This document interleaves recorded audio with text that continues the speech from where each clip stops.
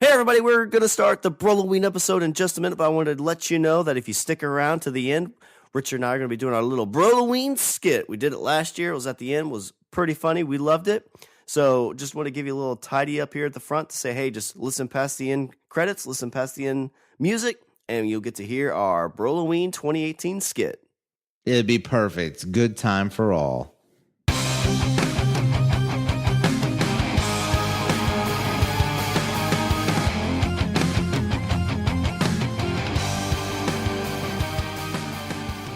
What's up, everybody? I'm Richard. And I'm Shawn. Oh, I guess I am Jason. And we all together are speaking the language of bromance. How is everybody? How's everybody today? Oh my gosh, it's raining outside, Richard. It's thundering. It's fall. It's that time of year. It's Brolloween 2018. Oh, I thought it was apple cider time. It is. I didn't get any yet, though.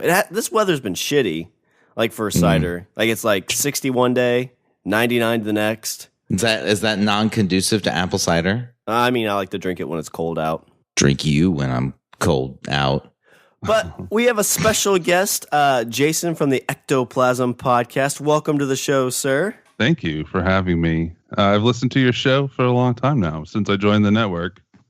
Yep, we are all part of the Pod Bros Network, and we brought you on. So Brolloween, like what we usually typically what we'll do is we'll find scary stories or things that kind of make the hairs on the back of your neck stick up a little bit. Richard and I don't think Richard has either, but Richard and I have never really been in like what you would say places of hauntings. And then we thought hauntified locations. I've never been in a hauntified place. So we thought it'd be great to bring on an expert, the Pod Bros expert on this type of research and kind of give us some of your experiences, and let's just kind of ask some questions from two guys that are too scared to walk into some of the places that you have been. That's true. I'm super creeped out. I wouldn't call myself an expert. I am experienced. It's a thing you guys wouldn't know. It's a thing in the paranormal world, paranormal field. People that call themselves experts in this field. Not that I can't think that there's people that has expertise in it, but really nobody knows, so it's hard to call yourself an expert. So I can't say that I'm very experienced in the field, though. So so I guess let's start from the beginning. So what got you into wanting to do this kind of this research, and what's the best way to kind of call it? Is it just, it's not really research, but it's just an interest. It's a hobby. It's just something I've always been interested in. Is the proper term would be like just paranormal exploration, or what's the proper way to? I would say that probably fits it the best. So there's all these different terms that are used. Paranormal for most people is like a blanket term covering like ghosts and aliens and Bigfoot and all those weird things that people don't have an explanation for. And with the other people's minds, there's UFOs and the aliens, there's the Bigfoot and all that, and then paranormal is just ghosts and stuff. I'm interested in all of it. So to me, paranormal is anything not explained. So how I got into it, I guess I just always have been. The first thing I ever saw when I saw a UFO when I was 7, it wasn't anything spectacular. It was just it looked like a really bright star, but the way that it was flying around the sky, even today, I can't think of a way that it could have been an aircraft that I know about. So take us through that story. So you're 7 years old. Mm-hmm. You are just like hanging outside at night, and you see. Actually, I was in a vehicle. I was in my parents' Suburban. We were on our way to the Ozarks for a week on the lake down there, and I think it was about 8:00 at night. And I was just laying down in the back seat, looking out at the sky, and there was just this. I could see the rest of the stars and whatnot too. We're just in the middle of a highway on the way down there, and I saw this thing zipping around up there. So as a kid, I think you see that. Does it take you a second to realize that what you're seeing isn't natural, or are you right away like pointing out to mom and dad, like, "Oh my god, look at that thing! Like what is that?" I didn't really point it out to anybody. I wasn't freaked out by it, and maybe at the time I didn't really think about it. I do know that after that, I started getting really interested into paranormal stuff and researching. I was a kid in the school library checking out the books on Nessie and all those fun ones. And I do know that I didn't bring it up to my parents in the car. I wasn't scared. It's just a memory that I have. And I can remember always having that memory. So it's not like something I forgot and then I recalled. To me, in my mind, even then, I don't think I thought it was an alien. There was some weird light in the sky. And as I got more interested in the stuff, because I had no concept of what I was looking at then, or the concept of UFOs, or the concept of aliens, or anything at that time. To me, it was just a weird light in the sky. It wasn't until I learned about the alien stuff or UFO stuff later that I thought, yeah, maybe I really did see something. So yeah, at that time, even today, I can fully accept the fact that maybe I didn't know what I was looking at. Maybe it's some kind of government aircraft that nobody knows about yet still. So it is what it is. It's the first unexplained thing, and it set me on this course, I guess.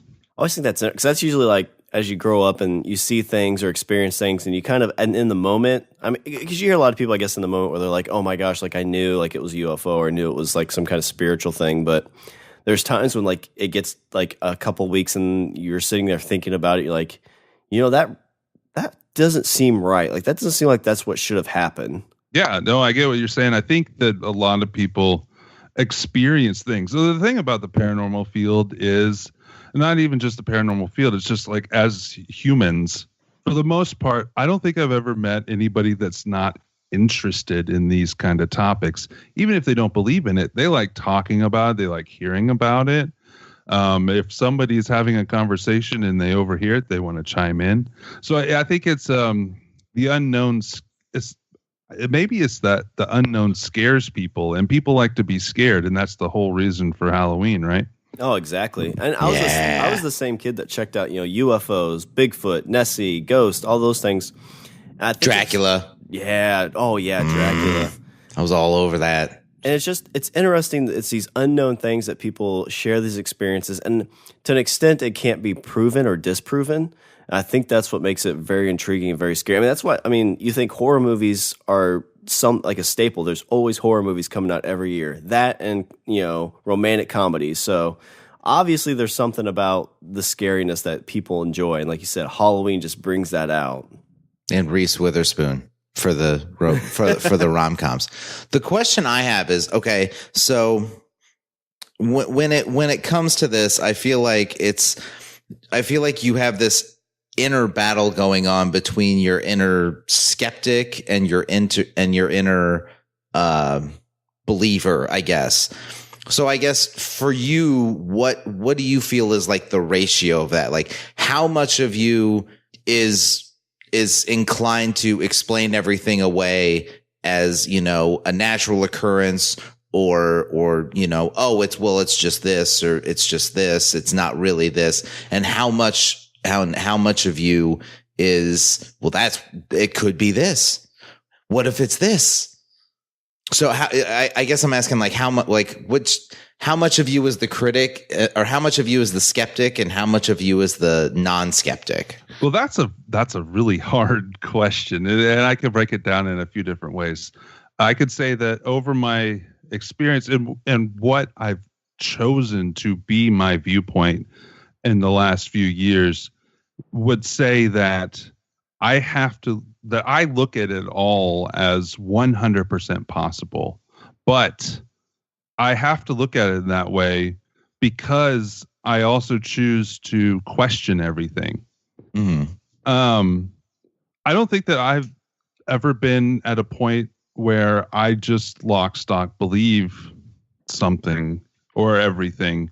There are certainly those people in the paranormal field that believe every little story. I I think in my mind everything is possible, but I also think that there is a good explanation for some of it or most of it. There's got to be, right? Mm. Yeah. Yeah. And I guess do you feel like being more skeptical or showing that you are skeptical, do you feel like that makes you or do you feel like that makes people that do what you do more believable in the general public? Like, do you think if you were a wholehearted, tried and true 100% believer in everything and saying that, well, it's, it could very possibly be this, do you feel like you have to approach it from a skeptical slant in order to get like more credibility? Yeah. Credibility among the general populace? I think so. I think that, I would have to say, in my view, if I had to put a number on it, I would say north of 95% of everything that's thought to be paranormal, or people that have a paranormal occurrence, 95% of those plus are something that they're just misinterpreting. It's that other 5%, which among millions and billions of interactions with something or what's paranormal in somebody's mind, 5% is a big number. Yeah. Yeah. And I think the fact that there's 5% that can't be that you can't explain at all, I think that's freaking fascinating. Well, yeah, there's another show that I listened to that a guy made a good point on it. And it's not a paranormal show, but they do touch on the topic every now and then. He talked about on alien abduction specifically. Over time, over the last 100 years or whatever, of all the people that have ever reported getting abducted or haven't reported getting abducted, but had the experience, if one single occurrence is actual occurrence, then it's a real thing. That's true. Yeah. And that goes for any of the paranormal stuff. An example that I like to use of how I view at least the ghost hunting side of it, that I like to use with new potential clients or when people ask me what I think something might be, I have to accept the fact that I don't know. I can have as much, quote unquote, what I think is evidence as possible, but there's no real way that I know, right? At least not yet. So my example is I've had a client in the past where we caught an EVP, which is a voice caught on a recorder in a bathroom where their grandfather had died, saying, "My name is Bob and I'm dead." I don't remember the exact line, but that's basically what it said. It said the grandfather's name and that I'm dead. And they said it was his voice. Well, I took that piece of recording and played it for them. And they said, yeah, that sounds like, but I told them to their face that I said, I cannot tell you 100% that that's your dead grandfather because I don't know. Mm-hmm. I was there. I know that I didn't tamper with the recording. I know that none of the people that I was with tampered with the recording. Could it be a small coincidence that I picked up some kind of radio wave out there? Sure. Could it be that it's Bob, dead ghost guy in the bathroom? Sure. But so when you first heard that, so you hear that, right? Like I'm guessing that's kind of like when you're mining for gold, like that's like you finding a nugget. Yeah. What goes through your mind when you listen to that? Is it just that you do you not believe it, or do you believe it to an extent, or I guess like what's your thoughts on when you find that? Yeah, the first thought is always, what could it be, right? Even if it's super clear, it's strange how like even mechanical equipment can sound like words. Like we've done plenty of restaurants and the kitchens are full of all these equipments that make strange sounds. And we've had so many things that sound like someone speaking in the kitchen. It just turns out to be all this equipment going on. Now, the experience does come in here because there's so many things now that if I were to catch on a recorder that when I first started doing this, which was about 10 years ago, that I wouldn't have been able to figure out what it was. To me, it'd be more real than it would be now. But that, I mean, it's hard to, I've caught so many things like that that sound like a person just talking directly in the recorder. That for me, and I've heard it sitting in a place by myself too, there's something that's unexplained going on in these places. And does that mean it's dead guy in the corner? No, but there's something going on, even if it's in my own head. I accept that, but they still don't know what that explanation is. And that's different when there's multiple people in the room with you experiencing the same thing. Okay, so you've been in like restaurant kitchens. Are there any other? I mean, well, no, I've been in lots of places. I was just using that as a place with a lot of noise. Sure. No, I guess I was kind of going to. So, have you had? Have there been? How are there places that you wouldn't really think to look? I guess would be the. Are there places that you've been that you're like, really? Like this is where we're setting up? Oh, okay. All right. Let's do this. Well, the thing that a lot of paranormal teams make the mistake these days of passing up places. So some of the most active places I've been to have been places that weren't necessarily on anybody's radar.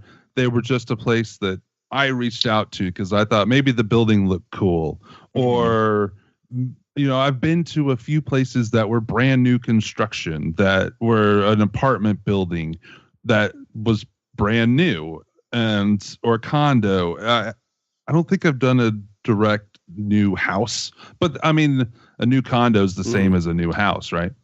Sure. So yeah, I mean, I think it could happen anywhere at any time, and I think it's hard to say because that's where I'm at nowadays. It's hard to explain this. I don't think anybody has any real direction. There may be ideas of when things would be more active or locations that would be more active for certain reasons. We have thoughts on that, opinions, but I don't think anybody has that explanation. So I think if you turn your mind off to those thoughts of that place can't be haunted because it's new, or that place can't be haunted because of whatever, you're going to miss out. I mean, I don't know. I've been to, I would have to say that I've had more luck, more interaction at places that weren't known as a haunted place than I have at a place that had a name already. That's pretty interesting. Do you have any kind of explanation for that, you think, or is it just because I think of like people going to more of the cliche, like the old, insane asylum, the old hospital, the old, prisons, places like that. You'd think, oh, well, a lot of stuff happened there, so those are probably hotbeds for this type of paranormal activity. I think that's definitely possible. I think that's it could be a real thing. I don't deny that it couldn't be. I do think that those places get those names because.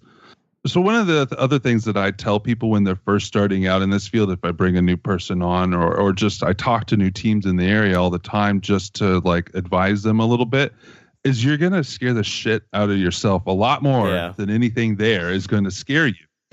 And those places get those reputations because the people, unless you're a longtime investigator, most of the people that go into are either urban explorers or they're looking for a scare. I can see that. So they might freak themselves out a lot more. Now, that doesn't mean that there's not stuff going on there. That doesn't mean that there's not something very scary going on there. It just means that there's going to be more stories coming out of places like that because people are freaking themselves out already. Mm-hmm. So that leads me to another question. Do you think that paranormal activity has an exclusive relationship with tragedy? Like if some is, do you feel like some places are more apt to have this kind of phenomenon if what happened in order to create it was tragic? Like if somebody dies peacefully in their sleep in their bed in a room in a house, do you feel like that's less likely than somebody that's, violently murdered in their living room? I can see the argument, and I can see the argument for that reasoning, and I could see in research I could see that being a trend for sure. It's still just an opinion though, It's so hard for me to say. I definitely see the possibility of something in the environment holding that energy well after the souls or whatever you want to call them experienced it and passed on. Even if that specific soul, if people have souls, are still there or aren't still there, their energy that is imparted in the area could still be there, held in whatever materials are made the place or even in the ground underneath. Emotions are very high on both sides, but I would think that it seems that anger and hate and depression and sadness, they seem stronger, right? Yeah, those feelings. I mean, that's what I'm always led to believe. Yeah. Well, are you referencing just like those normal feelings have kind of a, like, even just like if you personally have those, they kind of feel stronger than, you know, like happiness. Like a lot of people remember the bad times more than the good sometimes. I think that's human nature. I think it's built into us to always expect the worst, right? So the worst is when we're feeling like that. I you know, it's all just opinions and guessing.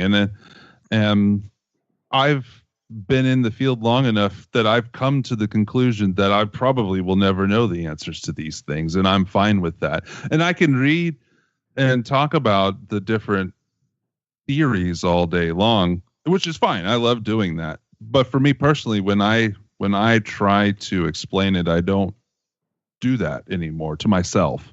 I think it's very possible that we're not supposed to know. If we are designed, not even designed, but if we have a soul, right, and part of us stays on after we're dead, maybe it's designed that we're not supposed to know what's going to happen. And if we ever did know, so if we found out as a human population, if we found out that it was this great place after we die, how many people would stick around here? Yeah. Like if we had scientific facts that says once you die, you're going to this other place, so many people would just leave. There's a really interesting movie that's kind of based around that. I think it's a Netflix movie where science has proven there's an afterlife, and it's kind of equivalent to that. Like there's this great place, it's beautiful, and like all of society pretty much like either commits suicide or doesn't really like try to live this life. They just try to get to the end as quick as possible. And that's it's exactly what you're alluding to. It's got the guy from, it's not a comedy, but it's got the guy from Saving, or it doesn't sound like a comedy. The guy from Forgetting Sarah Marshall. I can't remember what his name is. He was in How I Met Your Mother too. I can't. I know who you're talking about. Yeah. Oh, I do too. I can't think of the name either. It's a really interesting. It's gonna bother me. The movie's a really interesting concept, but yeah, I agree. As you know, and I wonder, you know, because this has been something that's been studied for, you know, generations. Like this isn't just a new thing of trying to figure out like what happens in the afterlife. I mean, you know, you could go all the way back to Egyptians and stuff like that. They were trying to figure that stuff out. Do you feel like, and I guess we probably should ask this, how long have you been doing paranormal investigations? I've been at it about 10 years now. I started about in 2008. So yeah, 10 years ago. I just decided, why the hell not? I mean, they were doing it on TV at the time, right? And even though I started early, other groups had started to pop up around. So I just started a group with a friend, and we just emailed places to see if we can go to there, and they would let us come in. So that's how it got started. Because I know technology, like in the last 10 years, has exploded. Have you seen any big increases that you think, you know, in the next 10 or 15 years we could get even closer? Or do you still feel like when you started with technology and the people you've known in the community were at the same point answer-wise as we were then? I think so. I mean, on that grand scale, going all the way back to the Egyptians, we're just just a little blip. I mean, so there's some that would say that we are. And I can't say that they're wrong because no one knows. But there's some that's saying that they found tools that better help them connect with the other side. So yeah, there are some people that believe that, and they might be right. But in my opinion, I think that maybe the ancients, the people back in those times that were more connected with the earth and more connected with themselves, were closer to having a connection with that than we ever will be, unless we start not going back to that technologically, but maybe going back to that on a different level. I lost the word of what I was trying to say of what like a metaphysical connection to the other side.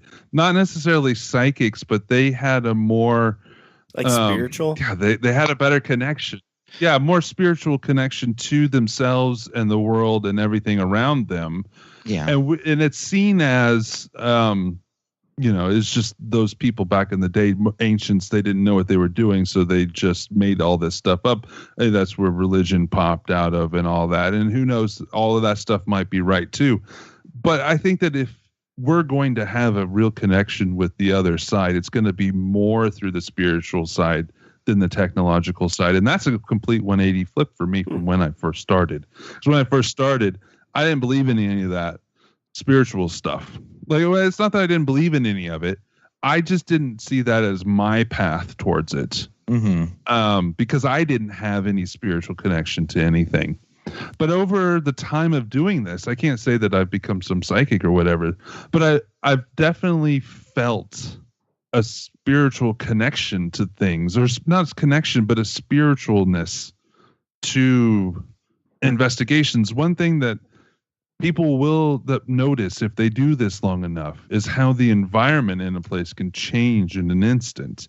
There's nights that we'll go into a place and for 3 hours, nothing happens. And we're just sitting around. And at that point, after 3 hours, we're just kind of messing around. I like to have fun on the investigations. I think I think we do the EVP sessions and whatnot, but I think a lot of the stuff we capture happens when we're just joking around with each other. It's like when we're not paying attention to them, they start whatever. Anyway, so after about 3 or 4 hours, there's been plenty of times where all of the sudden, even in a massive place, I've been in, 30-room mansions where we had 10 people and we were all spread out in different places, and a person on one side of the room or building and a person on the other side of the room, and everybody else is all spread out. Everybody at the exact same time. It just the feeling in the place changes, and everybody can feel it, and then stuff starts happening. And it wasn't that we were sitting there just trying to make it happen. We had gotten bored. And that's happened so many times that I think that that's a sixth sense, like a gut feeling that we could pick up on that has kind of been forgotten. I know it's something kind of theoretical. You kind of mentioned you think it's more just like your spiritual sixth sense kicking in. Do you think the paranormal spiritual things that you're seeing, do you think that they play off that? I think of, the only thing I could equivalent to is like when you go hunting. If you're sitting in a blind and you're looking all over the place, you're kind of making noise and moving, and animals can pick up on that. But it's after you've been sitting there for 4 or 5 hours and you kind of start nodding off or not moving as much, then the deer and stuff kind of don't notice you as easily. Do you think it plays any part of that, or do you think it's just more of that internal kind of spiritual beacon that everybody has? I think it could be. I think it could be that as well. I do think that I had a few experiences that make me think that there's a good possibility the old adage of when you start noticing them, they start noticing you would be true in this field. Or when you start going to look for them, they start finding you. I think it's dependent on the person in this field as well. I think anybody can have an experience, of course. But I think that some things, if they are a real thing, are attracted to certain kinds of people. I kind of, my ego, I try not to think about it this way, but I do think that there's a good possibility that my success in this field has been because something to do with me. I think that I get more activity at places than some other groups. And I know that there's plenty of other groups out there that have more activity than I do. But I think it revolves around people in a way. Maybe that certain people hold hold an energy.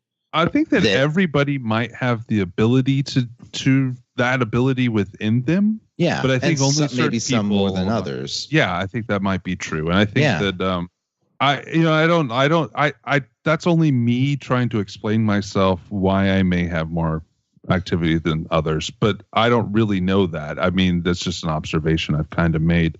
Well, it seems like it could be like a muscle, too. Like as you're using it and you get more experience with it, it gets stronger, and you kind of build off of that too. And also, like, I mean, it's like you were saying earlier about developing a connection with maybe like a more spiritual side of it, like going back, like the Druids, for example, they always explain things with a theory called ley lines. And I'm explaining this to Shawn because I know Shawn has no idea what I'm talking about. So what ley lines are is that ancient Druids felt that that there were almost kind of like, think of it like lines crisscrossing the globe. Okay, almost like highways, and along these highways there's concentrations of spiritual energy, and where these lines crisscrossed at a given location or a given point, that there was almost like a heightened sense of, or a heightened chance of maybe like crossing over or speaking with things that have crossed over, like places of power, like Stonehenge, where Stonehenge is, for example. The reason it's built there is because Druids believed that it was at an intersection of these massive ley lines, and they felt like these things crisscrossed all over the globe. So, like Jason was saying, that that people in ancient civilizations almost had a more spiritual connection, and I think that you're finding that science is trying to find a way to explain why they believed what they believed. It's not saying scientists aren't saying that these guys were wrong. They're saying, hey, we're trying to find a way to we're trying to actually explain it. I would say that that's true. I think there are scientists out there that are doing that. I still think that the majority of scientists don't want to touch any of that. Oh, I agree. Now, ley lines, if you saw the most recent Ghost Hunt or Ghostbusters,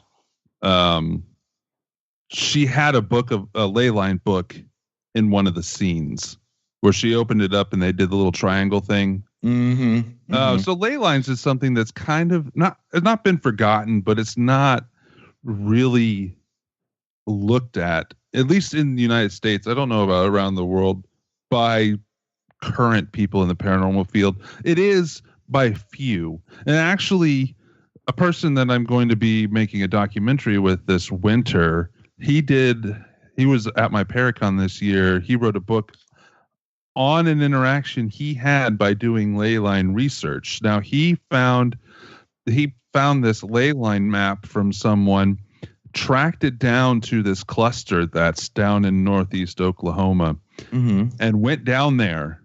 He just went to the area, not knowing anybody there. He actually found in his research that the Trail of Tears actually follows this ley line and ended right where this cluster is down there. And he wrote a whole book about this crazy place he found down there. And I won't ruin the book or anything. People could go check it out. His name's Brandon Callahan. What's the name of the book? Do you know? It's called The Agony That Remains. And I'm talking everything from ghosts to banshees to werewolves to aliens to Bigfoot in this story. And it's on Native American land. Wow.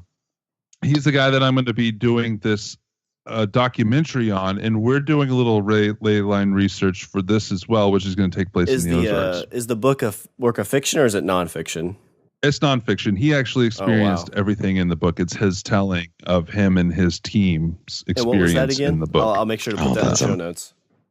The Agony That Remains. It is available at like Barnes and Noble and everywhere. So that sounds very, awesome. very interesting.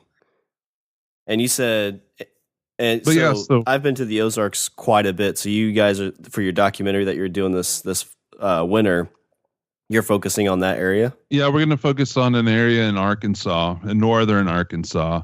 And I just had thunder in the background. I don't know if you guys heard it. We were talking about how that would be cool. See, It's been getting more and more. Yeah, but you got to note that it's thunder, so that way people aren't just like, well, that's just crappy audio. But yeah, so we got a specific area in northern Arkansas that we're going to do a documentary on, and we're just going to see where this research is going to take us. I think there's a hot spot there, honestly. So look for that later this year or next year. Yeah, whenever you get that set up, let us know. We'll definitely want to have you on again and talk about that. But yeah, I want to tell you about one of my scariest experiences that I've had. That's exactly what I was saying. Let's get to the creepy stuff now. I'm ready. So I Shawn. have two. Well, I have several, but I have two that really stand out to me. One, because it happened really early on and when I first started doing this. So I'll preface this a little bit. My first 3 paranormal experiences were UFOs. The light in the sky when I was 7. I saw a row of lights over Denver when I lived out there when I was 20. And I saw a pyramid-shaped thing in the Rocky Mountains when I was like 19, I think. And then I had a few ghost experiences at a apartment that I lived at for a little while. So I had a few experiences before going into it with spirits and whatnot.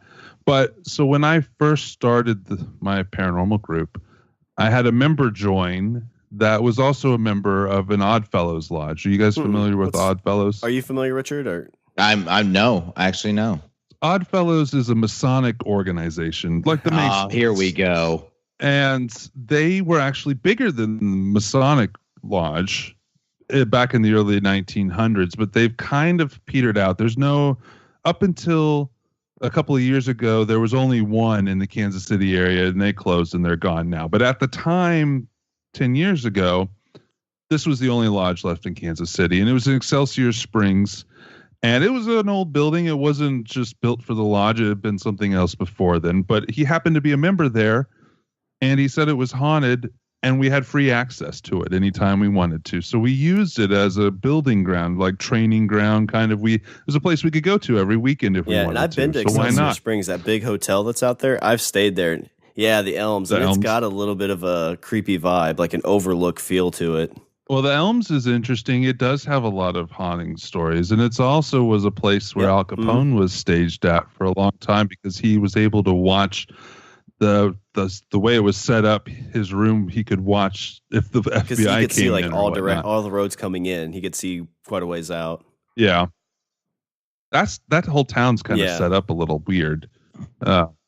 Anyway, so yeah, I mean, it's just across town from that hotel where this lodge was. So the 2 experiences I had in there, the first one I had in there and one I had while going over the evidence. The first one I had in there was I was in the basement. Now, the basement windows had all been bricked up. I was down there with one other person, and we had 4 other people in the building, and they were up on the 3rd floor. And the way this basement was set up, it was pretty much all one big open area, and it was quite big. And there was one small room that was a kitchen, but we were standing in one corner, and all the way on the other side of the building, we could see the stairwell because there was a light on in the stairwell. But it was just enough light to light up the stairwell. We couldn't see what was around us. We were up against a pool table, and his flashlight dies. The guy I'm with, his name was Gene. His flashlight dies. And he decides he's going to go upstairs and get more batteries. So I was left down there by myself. And we had the recorders going. I was leaning up against the pool table, and my flashlight dies. Nope. So it's completely like I could see the stairwell, right? But I can't see what's right around me. It's that dim in the stairwell that I could see if anybody came through it, but I can't see what's around me. So I'm just sitting there waiting for him to come back because I don't want to try to walk through, because there was little like it was used as like a church thing. So they had like fencing run through there, like just like white picket fencing to like section off areas. But you feel like you were going to walk through and trip over something and then impale yourself. Yeah, definitely. I mean, there was like sports balls laying around and stuff. So I didn't want to, I felt Best safer trap standing ever. there. So I was leaned up against a pool table. It's actually a snooker table, so it was a little bit bigger. But you guys know the height of a pool table, right? It's like my ass was on the pool table. Right. I felt something come up behind me. I could feel this man's chest push up against my back and his arms wrap around me. And I could feel it wrap around the outer part of my arms, and I could feel his arms press onto the front of my chest. And I felt 3 sharp breaths on the back of my neck. And I froze. Like I didn't want to go running. After the 3 breaths, I stepped away and I didn't feel the arms fall away. So I passed through whatever it was. Yeah. And then I finally, I made myself stagger over to the stairwell. And by the time I got to the stairwell, I had 0 energy left in my body. And I don't know if I had so much adrenaline running through me at that moment that I drained my own energy, or if it zapped it out of me. Yeah. Or whatever. I couldn't climb the stairwell. Wow. I had to sit there at the bottom of the stairwell for like 20 minutes before I regained the strength. And then within an hour, I was fine. I don't know a lot about this, but like spiritual vampire kind of thing, like where they like actually feed off your energy. Do you think it was something like that? Like, or do you think it was just because, like, I always like to think if that ever happened to me and I'm a ghost, like I would fuck with people just for the fun of it and do that and, you know, be able, like whisper in their ear, like, I'm gonna butter your bread. Yeah. You wrap so if you were a ghost, you would wrap your arms around and be like, hey, sailor. Well, I think that, so one of the ghost. One of the horrible ghost. Yeah. One of the biggest theories out there, and I don't think it's necessarily wrong, I think it's a good possibility, is that they do draw energy from things around them that allow them to do whatever they're able to do that we can witness. So the batteries dying in our flashlights could have been it pulling energy from that to be able to do what it did. Could it have pulled the energy out of me? Absolutely. We're electrical beings, even though it's a slight electricity. Yeah, so that's the theory behind a cold spot in a place too, that it can actually pull the energy out of the air, the heat out of the air, and use that energy, and that creates the whole cold spot. So I definitely think that that's a good possibility. I've never thought about that, but that's a good like scientific, like not. I mean, it's not fact, but it's a good like way to look at that type of thing in a scientific sense. Yeah, it's saying it's drawing energy from what's around in order to manifest whatever it is. Shawn, I've had ex-girlfriends, and I can tell you that psychic vampires do exist. I've seen them.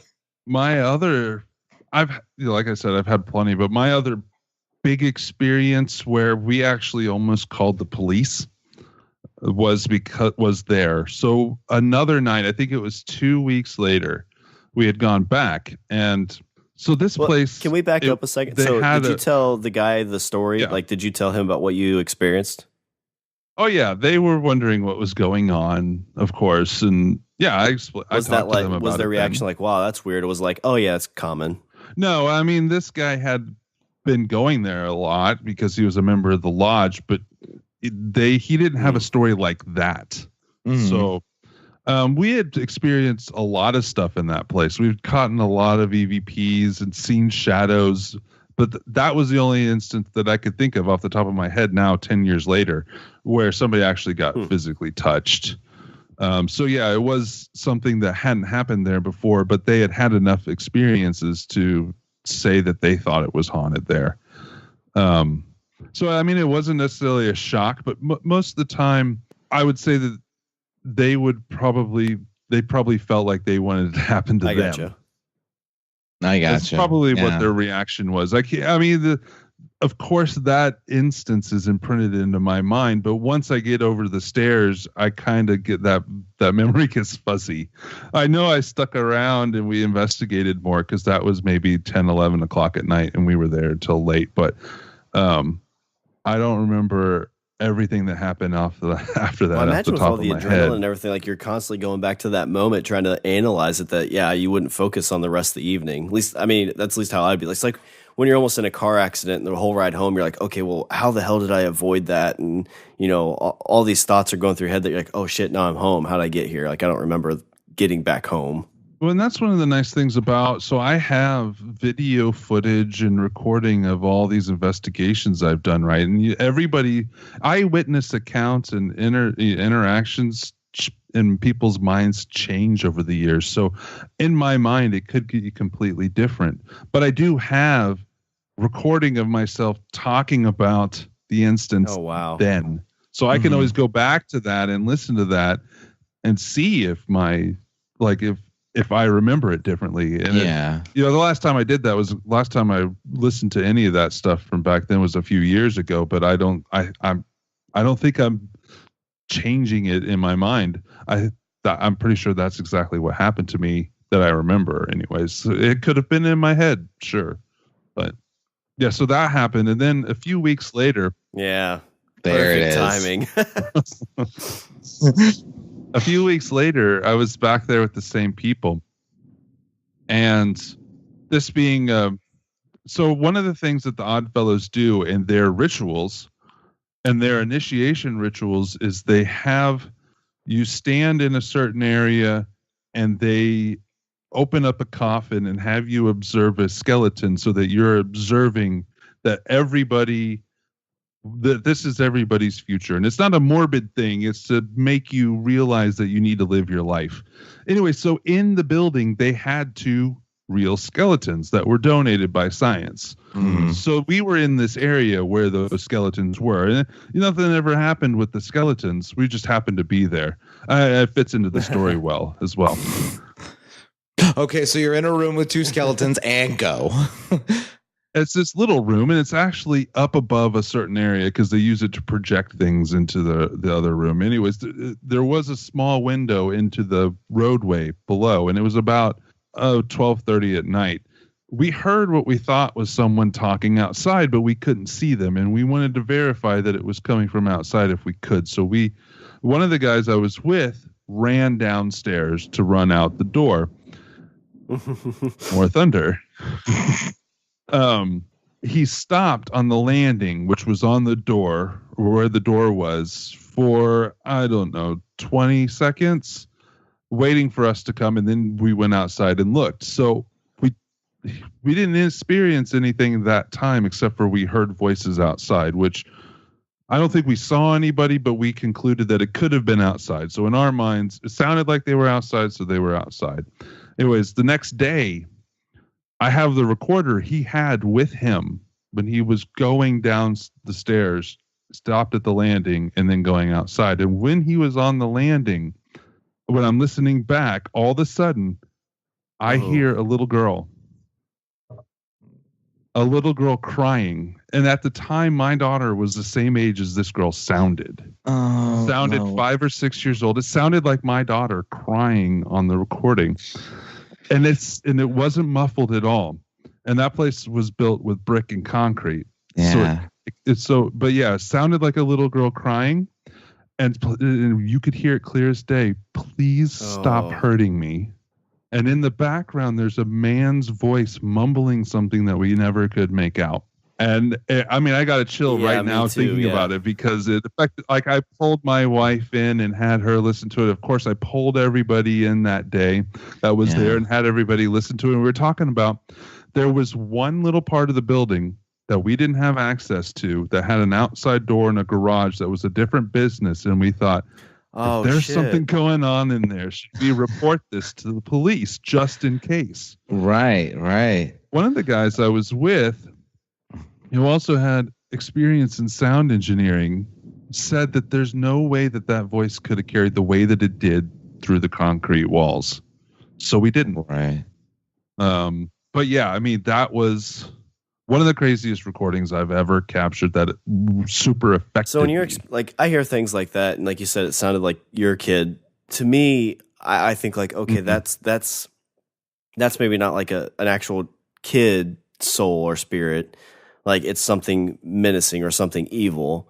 Do you have any, I guess, experiences with that, or do you kind of take everything for face value, or do you have any kind of stories that would deter your opinion one way or the other? So I can't say that I've come to respect what might be on the other side more than I used to. Not that I didn't respect it before, but I think that there's a good possibility that all the scary things out there, though they may be super rare, but they may be very real. Just the possibility of them should scare people enough to respect them, right? This one, nothing ever came from it. It's like we didn't have any experiences like that past that, because we went back 4 or 5 times at least before the last time we went there, when my group split up at the time and we didn't have access to it anymore. So if it was something evil then trying to do something to us, it didn't follow through. One of the things that made me come to the thought that if they start looking at you, or if you start looking at them, they start looking at you, might be real, is an experience I've had in my house where I live now, about 4 years ago. And I think it was something that may have just been passing by the house, but knew that I was, and this is actually consensus that I've gotten from another person. There's a trusted psychic to me, who's dealt with this kind of things. So I think it may have been. So I could tell you guys that story too. Oh yeah, definitely. If you want to hear it. Yeah, I'm down. I mean, I'm kind of like clutching, the insides of my pants, but yeah, go ahead. So the last 3 or 4 places I've lived, I've had activity, and they've all been different in every place. One of the places we had a little kid that was running around. We saw every now and then. The last place, we had this black shadow that would come in through the back door every now and then, which was all scary, at the time when you see it, but it didn't affect me like this thing and this, whatever this was. So it was one night where I was in bed with my wife and my dogs were in the room asleep, and it was, I don't know what time it was. We'd gone to bed probably about 11 o'clock. It was a Friday night, and we had just been watching movies or whatnot. And my wife went to sleep, and I think that I fell asleep. Now, I'll preface this with, this may all have been a dream, but it super affected me that I even think about it today, and I can remember the details. And I talked to other people that have had the same experience. I don't necessarily think it was, but it could have been. So I woke up, and I felt like there was something in the room with us. I just had this sense that there was something standing in the room with us. I couldn't see it. My wife was asleep. The dogs were asleep, and they weren't reacting to anything, but I felt like there was something there. Now, I mentioned how I've kind of felt like over the last few years, I've felt more spiritually connected to things. I've done this thing in the past when I felt uncomfortable. Whether it works or not, in my mind, it just helps calm me.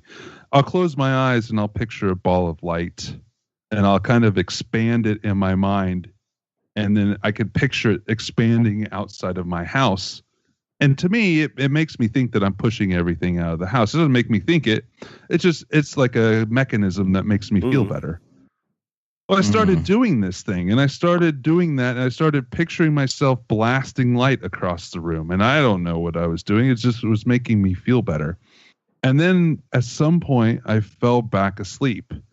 I don't really have a time reference, maybe 10, 15 minutes, but it is what it felt like. But in that first dream, I was in my daughter's room at a previous apartment when my daughter was little.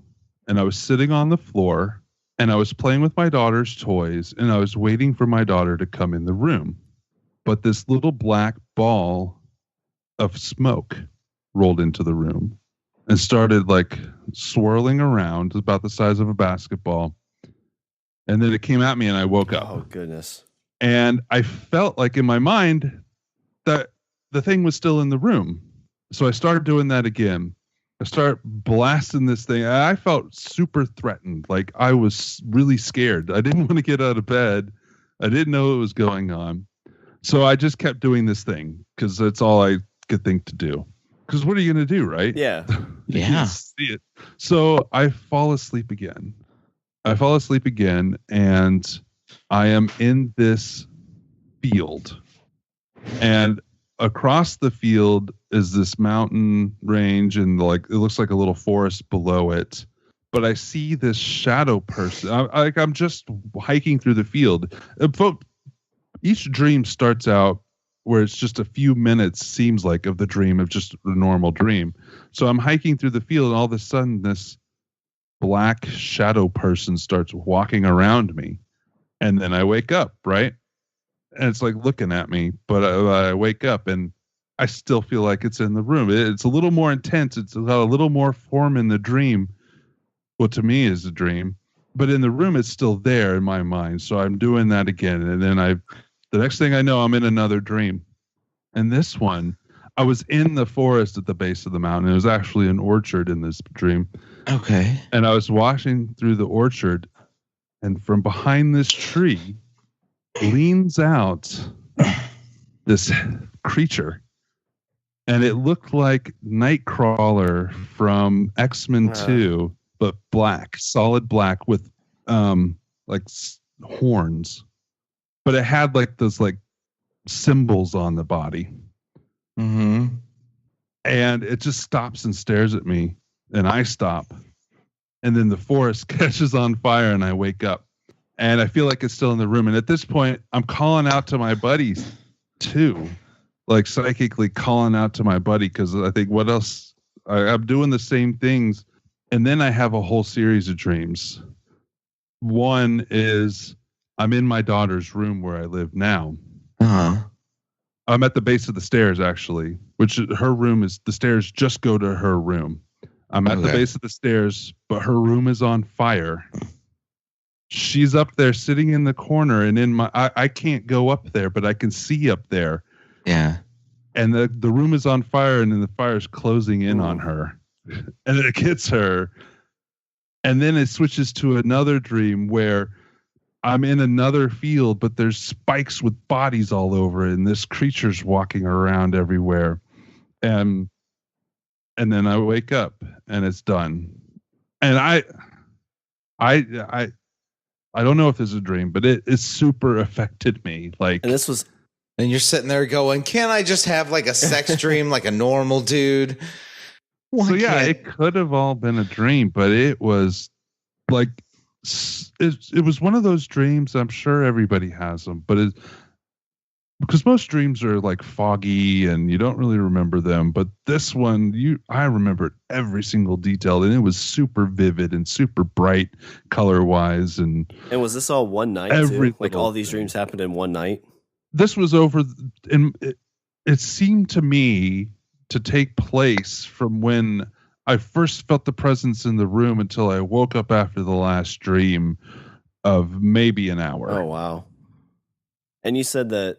So almost like something was in the room influencing you through your subconscious. Yeah, like me, so I have no real explanation for it, and it could be a dream, right? But in my mind, I feel like something came by and it said, this guy's been doing this stuff, right? Why not fuck with him? Yeah. I mean, I could see that there could be entities out there that's fun to do, right? I mean, we have people that like to do shit like that to people if they could. You were spiritually trolled. But yeah, so maybe it couldn't like physically get to me. So it was just showing me all this shit, but it took its time to like fully form in my head. I don't know. You built a B&B for the spirit, and he came and messed with you. Either way, it really affected me, and it made me respect and worry about what I might run into out there doing this. So, were you? Was it at that point you started to respect it more, or have you respected it up to that point, and that just kind of instilled that even more? Well, yeah, I mean, it's like I said, it's not really that I didn't respect it, as in that I mistreated it, but I would say that I wasn't necessarily, even though I had scary experiences, right? I wasn't necessarily afraid of it. I didn't feel like it could really do anything to me up until that point. Mm-hmm. And even though it didn't really do anything to me, it gave me the perspective that it possibly could. Because I do know a good amount of people that have had bad things happen to them. So I don't do the direct investigations as much anymore. I still get invited on a lot of them because of the other things that I do in the field, like the paranormal conference and the show. Mm-hmm. So I don't really form my own team anymore. So I don't run my own team anymore, but I get invited on a lot. So I still go on them, but I don't do it as much as I used to. Now I kind of focus on other things, like I'm doing the film soon. So do you, okay. So given that story, and given that maybe being involved with it makes you psychically vulnerable or psychically a target, do you then take measures to protect yourself from that sort of energy in a spiritual way? Like you look at old ancient, I know this sounds corny, but you look at like old ancient like things like spell books and stuff like that were written 600 700 years ago, and there were things for protection, using certain herbs, using certain symbols, things like that. Do you find yourself inclined to maybe be like, well, couldn't hurt? I've thought about that. Definitely. I haven't necessarily taken any of those steps. I think that I'm mentally prepared for it in a way. I have started carrying something with me when I go, and it doesn't necessarily mean anything.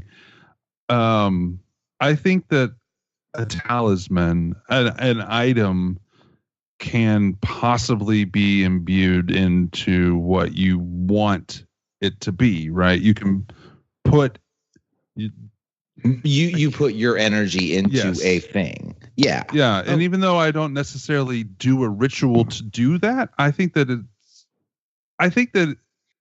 it's very hard to explain. I think that almost like you're actualizing your own protection through an object. Yeah, I mean, and even if I'm not really doing that, the act of doing it makes me feel better, which is also a form of protection in my mind. Yeah, no, that totally makes sense. So I carry a coin whenever I go on an investigation. Now I carry a Morgan silver dollar coin that I've had for a long time with me, and I don't necessarily think it does anything, but why not try to do that? Yeah, exactly. Be like, well, this couldn't hurt. Any port in a storm. I think that the ley line, going back to the ley line stuff and like Stonehenge, and the reason those ley lines exist is maybe not why they exist, but why they're given more power today could be because of all the rituals that have been done in those areas. Mm-hmm. I think that the focus of energy could absolutely attract other energies to that area. One example, I just did an investigation a few months ago at a frat house. It was about a month and a half ago at a frat house in Lawrence on the KU campus. And their most active room was right above their, I don't remember what he called it, but it's like it's not a ritual room, but where they hold their meetings. Mm-hmm. And even though they don't necessarily do anything like ritual wise, they have 2 desks in there, and that's where everything's kind of done, right? Everybody sits in the middle, but the actual whatever's going on in the room happen at those desks. Yeah. Well, the room above that is just like a big open room where they have a bunch of bunk beds in there for like the freshmen and sophomores to sleep in. Well, where they actually witness most of the activity in that room is directly above where those two desks are, on the opposite sides of the room. And I can say for a fact, not for a fact, but I can say for my own experience from being in that room, we saw things, shadows and whatnot, and have energy readings on our EMF detectors in those exact same spots. And I think it's the focus that people put into whatever they're doing. Even if it's not seen as a ritual, anything, writing any kind of focus put on one thing, you could be putting your energy into. It's kind of like that American Gods idea, that book. I don't know if you've read it or anything from Neil Gaiman. I haven't read the book, but I did watch the series, and I did just see the preview. Oh, I see. Yeah, I did too. But that same idea, like we put all this focus and energy into these things, and they become something unto themselves. Yeah. Yeah, and that's close. I mean, that could be a thing too. And this is more of a actual location or an object. But yeah, I mean, that's the same thought process, I would say. And you had mentioned with your previous story, you had a psychic story as well. A psychic story? Yeah, you said something about maybe that was the story there that you told about the dreams, but you said something about a psychic involved in that. Oh, well, no, I have a friend who he doesn't necessarily put it out there in the world, but I'm good friends with him. He's talented as a psychic. I was trying to reach out to him during the dream. Okay. I guess. Not during one of the dreams. Well, I mean, it could all have been a dream, right? But during one of the times that I was awake, it was like the third or fourth time where I didn't feel like anything else was working. I thought, well, maybe my buddy, if I just like think about him, he'll if he's awake or not doing anything or having a beer, be like, hey, come to the rescue, right in on his white horse or whatever. That didn't happen. He didn't get any sense of that or anything like that? No, and I didn't necessarily think it would, but well, like Rich said, Eddie port in a storm. That's right. Well, I guess I don't know if you have any other. Do you have any other tales or stories you'd want to share? I mean, I don't know if you have any questions about stuff. Well, I know one big question I kind of had. Scariest experience, stuff like that. You really touched on a lot of those. I was kind of curious in this kind of setting. Because you'd kind of mentioned some of the shows and stuff. It seems like you're not a huge fan of a lot of them. But like, do you see a lot of like kind of, the only thing I can kind of associate with would be like the D-bag ghost hunters or like fake ghost hunters that are involved in this that you've had run-ins with or things like that have kind of tainted the experience? I don't know. I've run into plenty of drama and plenty of people in this, been doing this that I wouldn't necessarily work with. As far as the shows, so my opinion of the shows are, Ghost Hunters was the first one. Well, it wasn't the first. It was the first investigation show that was, the first of its kind. And it kind of got me set on the path to do it. And I started watching it when it first came on. And I think that it did a lot. I think those kinds of shows at the beginning did a lot for this field as far as interest, as far as people going out there and looking for things.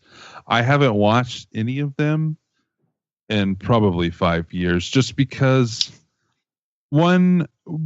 after doing this a long time, it's not quite as exciting to watch others do it. For a while there, I would just watch like the end to see what they got. The more interest me than actually, but I think that nowadays, so I've actually had some run-ins with, I know some people that have gotten picked up for shows. I've had my buddy Josh, who's on my co-host on the show, owns a place that was on a show recently. He didn't necessarily have this experience, but I know other people that own places around the country that have had bad experiences with those shows, and teams that have had bad experiences. And I don't want to say any specific ones, but most of the shows out there, and for a long time now, most of the shows out there, it's the actual producers and the production company that call the shots of what's being aired, and they can put in whatever they want. It's actually in the contracts for the locations that they can manipulate and do whatever they want with the footage to make it look like whatever. It's that scripted reality TV.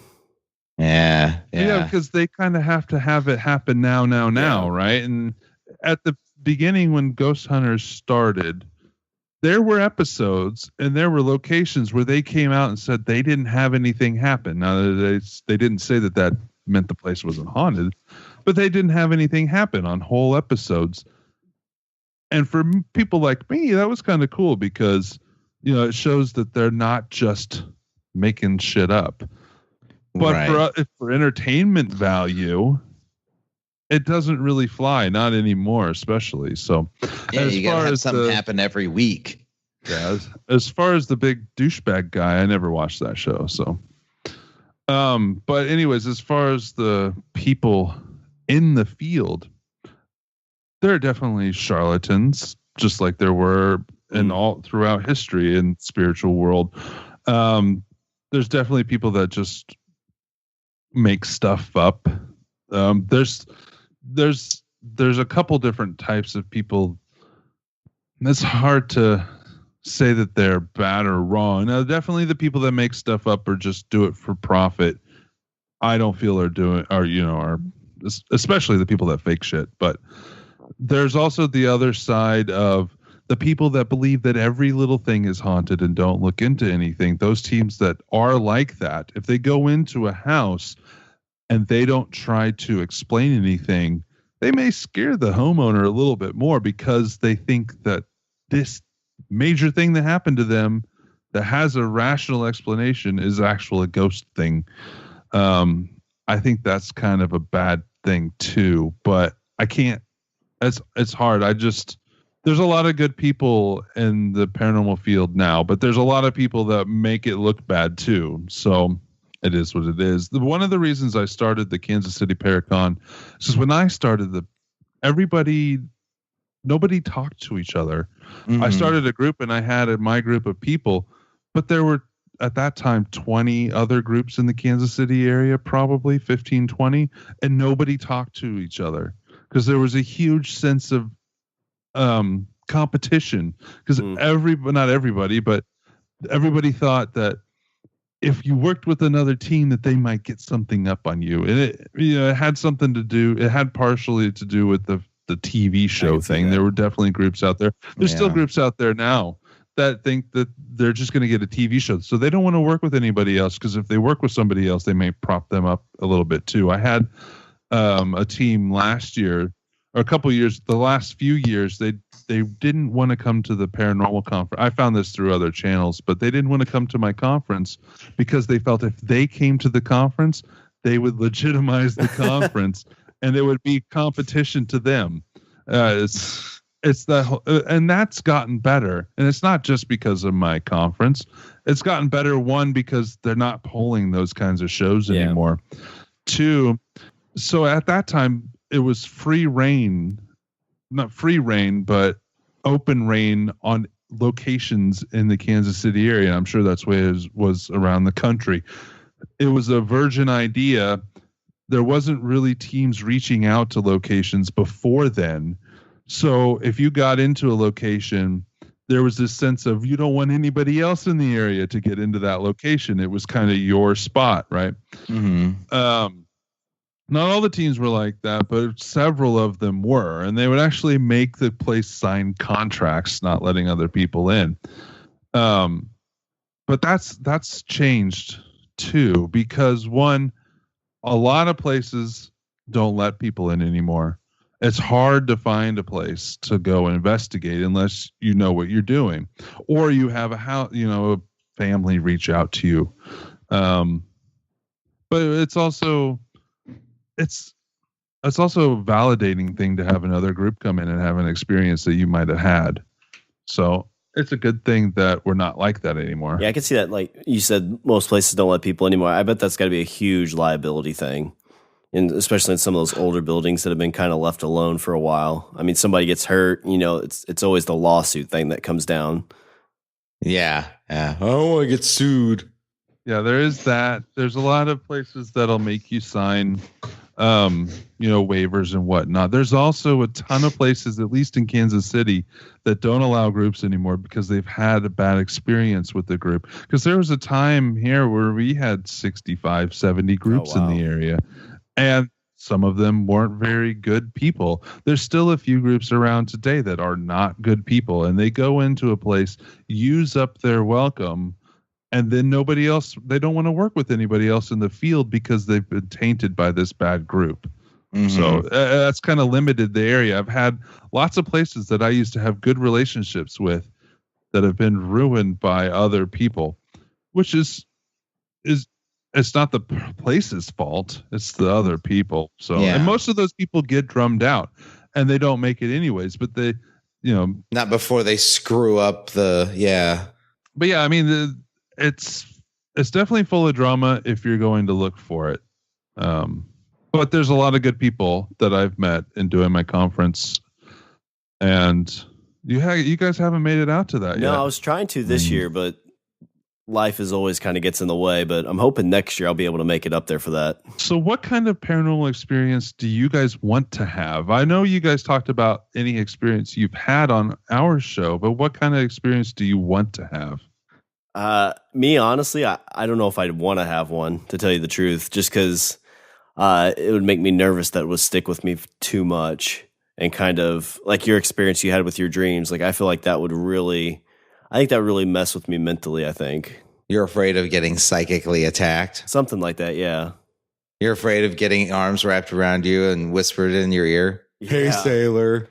Oh yeah, I've only had a couple of experiences like we talked about on your show where my mom said that I had a conversation with an uncle I'd never met who had passed away before I was born, and like something like that would be okay. But now as I've gotten older, like that's kind of the reason I was asking about the little girl crying, because now I would have I guess fears of that. Oh well, this isn't my grandma. This is something with bad intentions.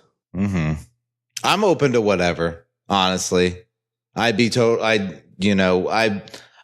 like I have like we were talking earlier about, spirituality and things like that. Like, I feel like I could galvanize myself, I guess, and get myself in a mental state that I feel like it wouldn't affect me. I guess affect me in a negative way is probably the best way to put it. So we've talked mostly about ghosts and whatnot, but does anything else scare you more, like aliens, the possibility, the UFO side? Does that that just fascinates me? No, that just fascinates me. You find that scarier?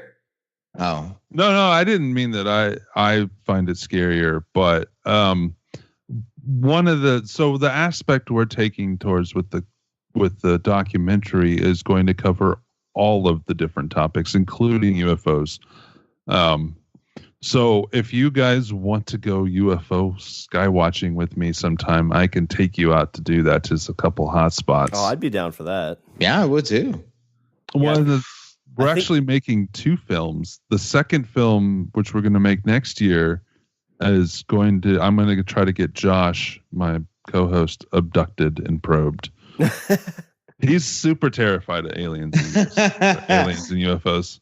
Yeah, I think as long as, you always have the fear with aliens that it'd be kind of like we'd be, the natives and they would be the Christopher Columbuses that kind of extinguish our race.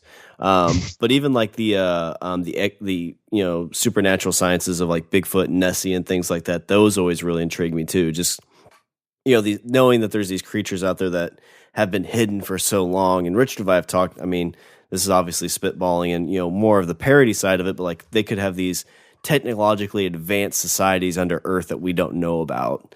And it's just kind of, it's just interesting to think it's like, there could be things out there that we haven't discovered yet that are, that could be superior than we are.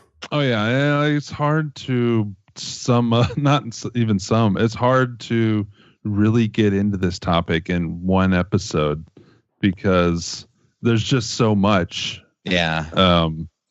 We've been going we're about to hit 290 and we know we haven't hit everything. So, well, I know this has been one of my favorite Brolloween episodes for sure.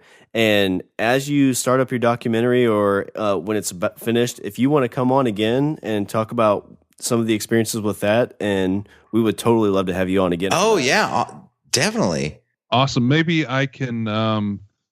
We're talking about doing that podcast thing next year. Still, that'll be about the time when we want to release the film. So maybe we could work something out, or we could actually all be in studio together. Yeah, definitely. And I gotta say, I love your Brolloween enthusiasm, Shawn. Last year, you were so excited on that episode. I just love it, and He was.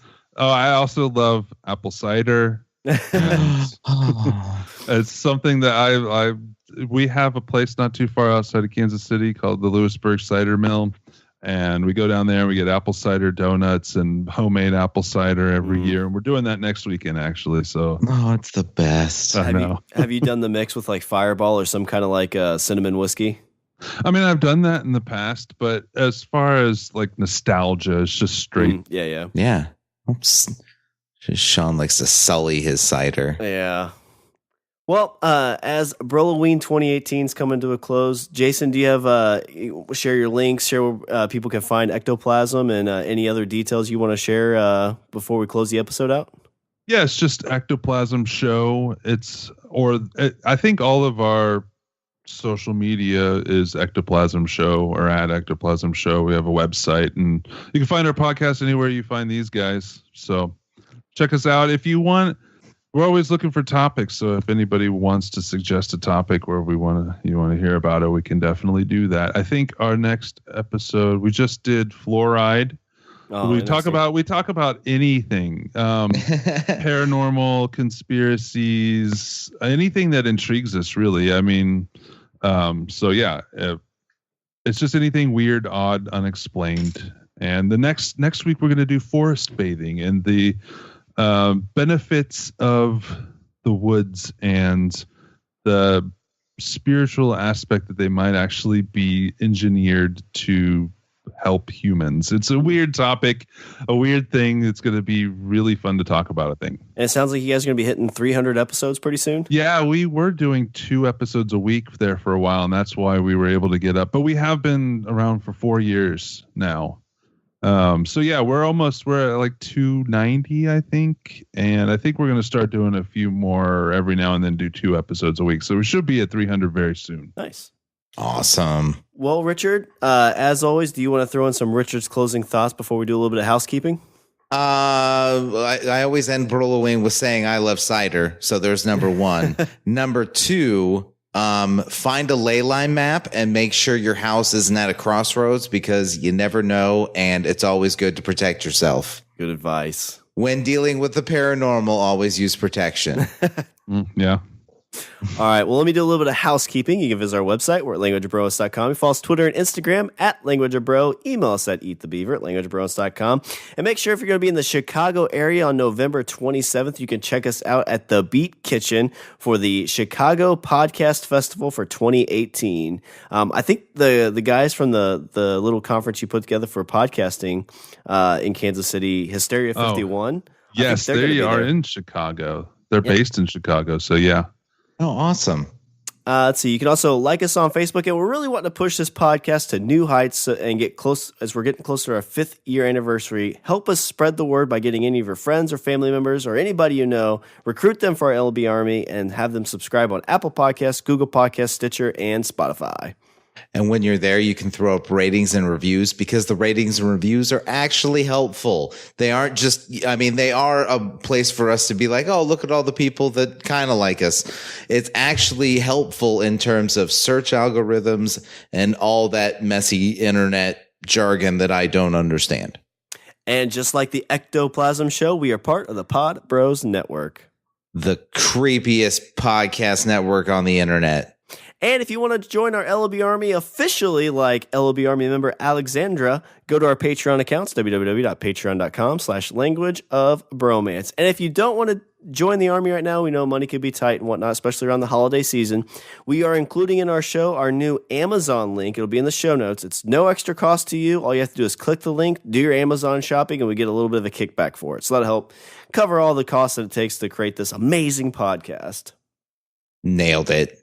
All right. Well, gentlemen, is there anything else before I close her out? No, I'm finished here. I'm good. All right. Well, that's all the bros have for this show. I'm Shawn.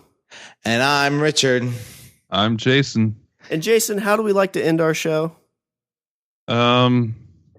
Shit. My fever's starting to kick in again. What are we going to eat? Eat the beaver. There it is.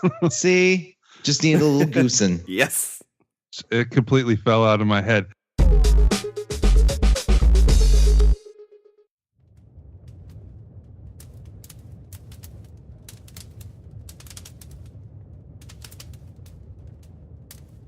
Oh, Shawn, there's nothing better than the gray outdoors. Smells, sounds. It's so peaceful. No joke, right? I mean, look, we are about to eat some smoked weenies, and then we get s'mores for dessert. Listen, I know we're the only ones out here. Don't call them weenies. People are talking enough, and since it's just you, me, and one tent, I swear, if I have to hear John make one more Brokeback reference, I'm gonna... Fuck! No. Why would I want to fuck? It's you, me, and the squirrels out here. I mean, I did have a thing for Gadget, smarts, beauty. Richard, just get your head out of the gutter. Did you bring the buns? Oh, no. I already said Shawn grabbed the buns, but not these buns, and I was mooning you, and that moved transportation responsibilities of buns from me to you. I mean, Richard, we can't have weenies without buns. Again, not weenies. It's fuck. All right, so it's only about a 20 or 30 minute walk to the car. I mean, if I run, I guess I could probably make it back like in, I don't know what, like 40 minutes? You want me to run with you? Richard, are you seriously gonna run? Yeah, you're right. I'll stay here and I'll guard the tent and the food. And from, bears, mountain lions. One, two. What are you doing? Stretching. I mean, I don't want to pull anything. Well, if it's going to be 45 minutes, I'm going to pull something. Like my penis. Dude. What? Nature's erotic. Plus, what else will I do to waste time? Whatever. Just don't do it in the tent. I mean, we're both going to have to sleep there. If I can't do it in the tent, where can I do it? Buzzkill.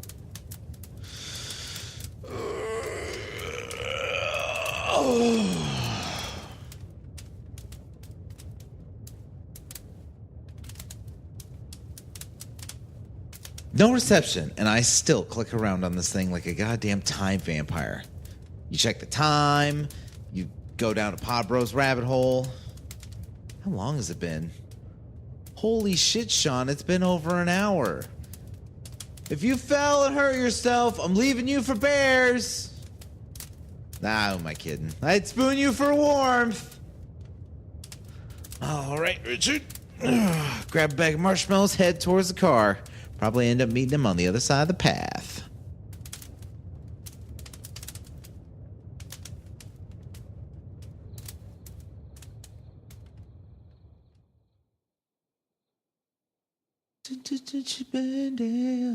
Rescue range, no! Hi, Richie.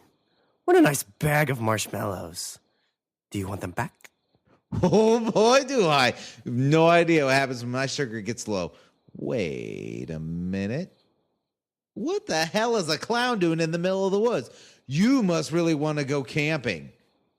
Oh, well, I'm just out here for a stroll after a long day of clowning around. Do you have a lot of friends, Richie?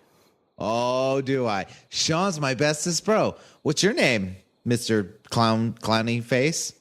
I'm Nickel-Wise, the Macarena Clown. Well, Nickel-Wise, I'm Richard. Did you say Macarena? Wait a minute, like the dance? Why, yes, Richie. Do you want to dance with me? If you do, you'll never dance again. Oh, I love a good dance. But, Mr. Nickelwise, the Macarena is a little lame. Listen, if you need those marshmallows more than I do, if you've been doing the Macarena all night, I'm going to go off and see my friend. Bye! Never gonna dance again. You probably tasted like hot dogs and shame anyway. Wait, this is what human food tastes like? Why have I been eating overweight campers all these years? What is that silly boy doing? I bet he took a nap in the car. Wow, look what we have here, Jay. Fresh meat. Hey, fellas. Rich is the name. Fresh meat is my game. Back in school, they used to call me Fish. I never figured out what that meant. But, I mean, nicknames, right? Well, I have a nickname for you. Richard. The my hockey mask friend will beat you. Well, that's a weird nickname. I like Fish better. You guys going camping too? Well, I'm just out looking for some dreamers and friends here. My friend here is dealing with, some mother issues. Oh, if you want to find dreamers, there were some college kids I saw that was smoking up some fine-ass dreams. They'll try to get you to join their MLM. Scary stuff. And you hokey-loving dude, you should meet Shawn. You guys would get along so well with your mother issues and all. Well, how about we get to know each other? Wait, did you say college kids? I did, and oh my God, they were so high. Listen, Richard, could you point on this map where they are? Oh, sure. You just take see this trail here? You look out for the guy who's dressed like a clown, because he'll try to get you to do the Macarena, and you don't want any part of that. And then you just go right over here, and they should be right around there. Macarena? That's so 90s. Thanks, Richard. You just made my night. Come on, Jay. Nice guys. Kind of like the opposite of Jay and Silent Bob. More like loud friend Silent Jay. Nobody's here to hear my jokes. I hope they find those campers. Hello, Richard. Jeez! Come on, man. If you're going to wear a mask, something a bit more festive, not this pig head thing. Do you want to play a game? Mister, I do not have time for games. I'm hungry. I'm trying to find my friend Shawn. He's about this tall, and he has the most beautiful eyes you've ever seen. But don't tell him that, because we're out here alone, and friends are already making fun of us. Is this like a Brokeback thing? God damn it! No. It's just two friends. We're out in the woods camping. No sex stuff. Does he call it a hot dog roast or a weenie roast? How about instead of personal questions, we play your game? The game is simple. It involves you searching the car. If you find your friend, you both may survive. If not, then you both will die. Seems a bit extreme. Sounds an awful lot like... Wait a minute, who are you? You sons of bitches! What'd you do to my friend? I swear if you hurt one hair on his head... Richard! You're making a scene at the gas station. People are looking. You know what? Let them look. I know I can get lost in a story. But what I'm saying is that it may not be a good idea for us to go alone. Because, who knows what could happen. We'll be fine. It's just two dudes camping alone together. Is that like a Brokeback Mountain thing? Fuck you! The Macarena, really? The Macarena is my favorite dance. Those guys forgot their change. Oh, I'll take it. I'll be seeing them soon.